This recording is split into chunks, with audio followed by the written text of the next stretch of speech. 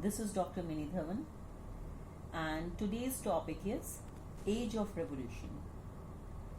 Year 1830 to 1848 is called Age of Revolutions.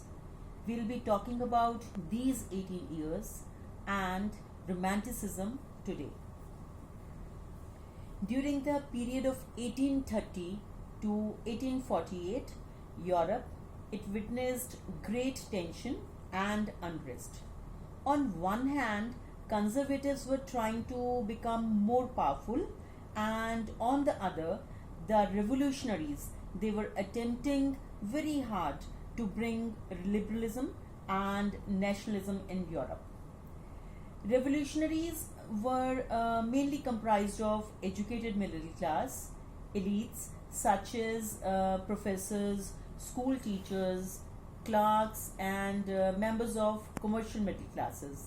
They started revolutionary activities in many regions of Europe, such as Italian and German states, the provinces of Ottoman Empire, Ireland, and Poland. Ottoman Empire, the Turkish Empire. The first such incident took place in France in July 1830. जो liberal revolutionaries थे, they overthrew the Bourbon kings, and at its place a constitutional monarchy with Louis Philippe was set up. Now, what is this constitutional monarchy? This is a type of government where a ruler is there as the head of state, but the real power lies in the hands of the assembly or the parliament. So, Louis Philippe, he was the head of state, and constitutional monarchy was set up. The July Revolution, it led to an uprising in Brussels, which resulted in separation of Belgium from the United Kingdom of Netherlands. That was in 1830 only. And again, a major event that served for inculcating, means promoting or raising the nationalist feelings across Europe, was Greek War of Independence. Greece was under the Ottoman Empire since 15th century. Ottoman Empire was formed at the end of the 13th century by Turkish tribal leader Osman I. The independence struggle of Greece, it began in 1821. The nationalists in Greeks were supported by other Greeks who were living in exile. Exile is if somebody is barred from entering the country, so that is exile. So they were supported by the people who were living in exile. Even the people from West Europe, they also showed sympathy for Greek culture. They also came forward for their support. Various artists and poets, they also supported the Greek struggle against the Ottoman Empire. The English poet Lord Byron not only organized funds for the Greek struggle, but also went to participate in the war, where he died of fever in 1824. Finally, at the end, a Treaty of Constantinople was signed. Constantinople was the former capital of Turkey. So a treaty was signed, Treaty of Constantinople. It was signed in 1832, and it recognized Greece as an independent nation. So as we have already read about various artists and poets, how they participated in revolutionary activities for bringing liberalism and nationalism in Europe, but what was their contribution? How is Romanticism connected with it? Let us find out that. जो feeling थी nationalism की, वो war से नहीं बढ़ी, वो बड़ी culture से. Culture, it also played a very significant role in creating awareness about the importance of nationalism. Various artists and poets, they they took help of their poems, stories, and music to express and shape nationalist feelings. This cultural movement, carried by poets, writers, and artists, came to be known as Romanticism. Now, what is this Romanticism? Romanticism means that a state of being romantic or affectionate in a sentimental way. Now, it was 18th century movement in art and literature, which emphasized on nature, imagination, emotion, and the individual. So, romantic artists and poets, they were criticizers of reason and science. So, to promote sense of shared collective heritage and common cultural past, they tried to focus on emotions, intuitions, and mystical feelings. So, there was a German philosopher. His name was Johann Gottfried Herder. He was a German philosopher and he favored that true German culture was to be discovered among the common people.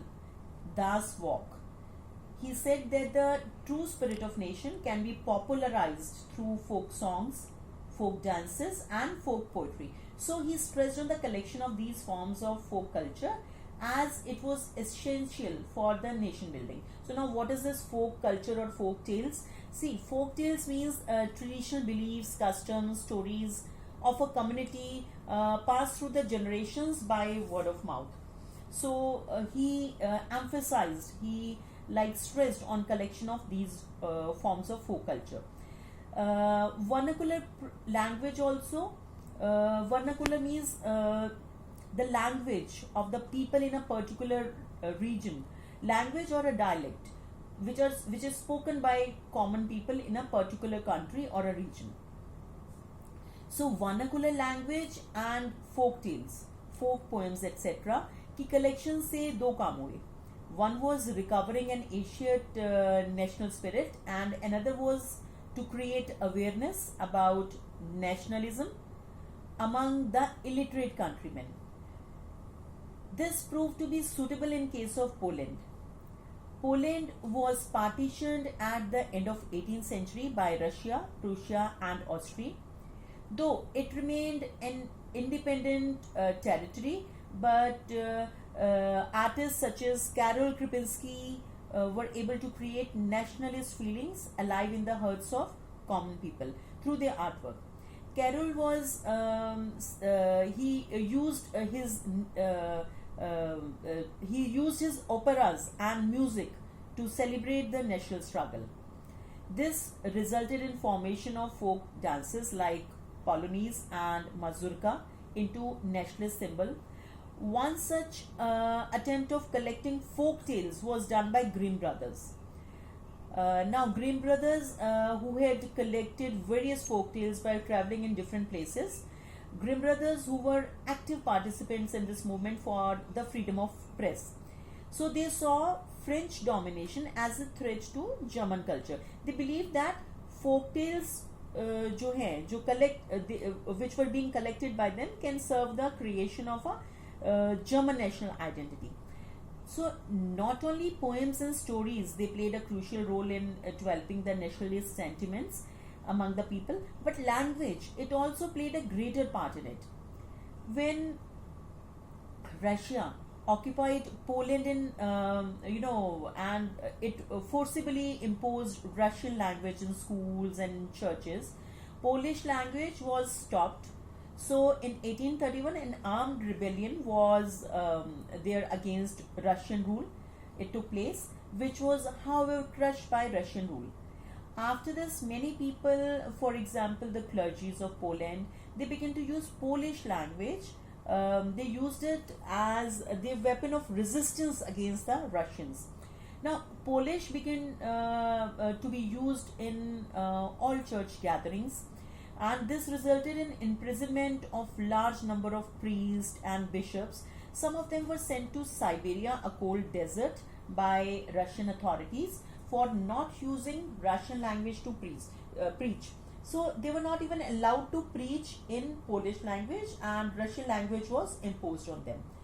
Here the use of Polish language was seen as a part of revolutionary struggle against the Russian dominance. Though 1830 we recall it for the year when lot of revolutionary attempts were there in Europe, it also is recalled for hardships and hunger that struck Europe. So let's have a look at that. Hunger, hardship and popular revolt. Europe had to face severe economic hardships during 1830s. During the first half of the 19th century, the population gradually increased in Europe. The problem of unemployment it became very common in Europe. People of rural areas they started migrating to the cities in search of work. इसका result ये हुआ कि बहुत सारे slum areas जो थे वो develop हो गए. Different groups of society were facing problems. For example, small businessmen such as the textile producers, उनको जो है वो बहुत tough competition face करना पड़ा because of the cheap goods that were being imported from England. So this was so because the textile production जो था वो घर में हो रहा था या small workshops में हो रहा था, which was not fully mechanized. On the other hand, England was far more advanced in machinery. और जहाँ aristocrats थे वहाँ पर तो peasant had to face a burden of feudal dues also. So not only this, the rise of food prices, it led to worsening of the situation.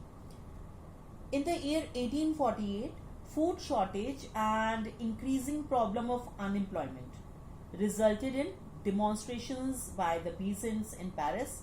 It led to the erection of barricades in the cities and Louis Philippe had to leave the city. A national assembly, they announced France a republic.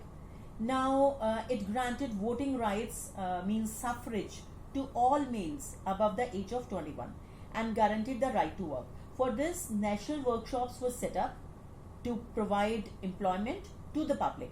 Another uprising was seen in 1845 in Silesia, that was in Poland. The weavers of Silesia, they revolted against the contractors. Now contractors were those people who used to provide weavers with raw material so that weavers could turn them into finished goods. The payments to the weavers by these contractors were reduced to a very low amount. और जो ये reduction हुआ payment में, that was the basic cause of the result. That was the basic reason. So on the 4th June, a large crowd of weavers they went to the contractor's house with the demand to increase in the wages. और वहाँ पर उनके साथ बहुत बुरा behave हुआ. They were mistreated by the contractor. और इससे क्या हुआ? This led to the forceful entry of the weavers into the contractor's house, where they destroyed and damaged almost everything. The contractor he fled with his family to a nearby village where he was not given shelter by anyone. After that, after 24 hours, he returned back with an army and exchange जो उसके बाद हुआ that followed. 11 weavers were shot in that. So today we have read about the age of revolutions. We have read about romanticism, hardships and revolts of the people. Very soon I'll be coming up with my next video and I'll be taking unification of Germany in that. Till then, keep learning, stay safe, goodbye.